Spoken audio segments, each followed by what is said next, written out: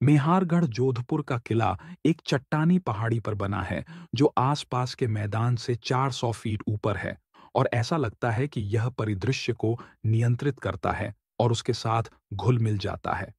राजस्थान के सबसे बड़े किलों में से एक, इसमें कुछ बेहतरीन महल हैं और इसके संग्रहालय में भारतीय दरबारी जीवन के कई अमूल्य अवशेष संरक्षित हैं। 5 शताब्दियों से अधिक समय से मेहरानगढ़ राजपूत वंश की वरिष्ठ शाखा का मुख्यालय रहा है, जिसे राठौर के नाम से जाना जाता है।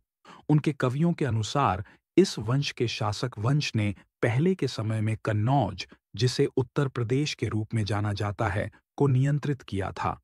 अन्य प्रमुख मध्य युगीन राजपूत शासकों की तरह, जिसमें प्रसिद्ध पृथ्वीराज चौहान भी शामिल हैं, उन्हें 12वीं शताब्दी के अंत में अफगानिस्तान के आक्रमणकारियों ने हराया था। इस आपदा के कारण उनके नेतृत्व वाले प्रारंभिक राजपूत वंशों में विघटन और पलायन हुआ। राठौर मारवाड़ के पाली में आए, जो अब मध्य राजस्थान है। ऐसा दावा किया जाता है कि वे ब्राह्मण गांवों को मवेशी चोरी करने वाली स्थानीय जनजातियों से बचाने के लिए वहां बस गए थे। कहानी कुछ हद तक काल्पनिक लग सकती है, लेकिन पुरोहित जाति की रक्षा राजपूतों को सौंपी गई पारंपरिक भूमिकाओं में से एक थी।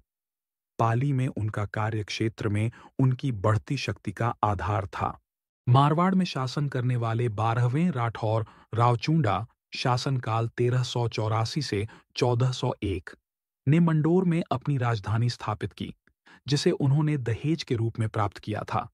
2 पीढ़ियों के बाद रावजोधा, शासनकाल 1438 से 79, ने दक्षिण में 6 मील दूर एक नई जगह पर एक किला बनवाना शुरू किया, जो एक अलग चट्टान पर था, जिसकी ऊंचाई अधिक थी और प्राकृतिक सुरक्षा बेहतर थी। जोधपुर, जो शहर इसके आधार पर बसा था, उसका नाम उनके नाम पर रखा गया। किले का नाम मेहरानगढ़ रखा गया, जिसका अर्थ है सूर्य का किला। यह सूर्य देवता सूर्य से कबीले के पौराणिक वंश का संदर्भ है। 500 गज से अधिक लंबी इसकी दीवार कुछ स्थानों पर 120 फीट ऊंची है और 70 फीट मोटी है। राव जोधा के उत्तराधिकारियों के लिए ये सुरक्षाएं आवश्यक थीं, हालांकि हमेशा पर्याप्त नहीं थीं। किले की नींव के बाद की शताब्दियों में राजपूत वंशों के बीच प्रतिद्वंद्विता और अन्य बाहरी खतरों की विशेषता रही। इस क्षेत्र पर पहले दिल्ली सल्तनत और बाद में मुगलों ने अपना दबदबा कायम किया। जैसे जैसे उन्होंने भारत में अपना साम्राज्य बनाया, मुगलों ने मारवाड़ और उसके पड़ोसी राजस्थान जैसे राजपूत राज्यों को अपने अधीन करने की कोशिश की, लेकिन वे उन्हें मिटाना नहीं चाहते थे। अधिकांश स्थापित भारतीय शासकों को उन्होंने सहायक गठबंधन की शर्तें पेश करना पसंद किया।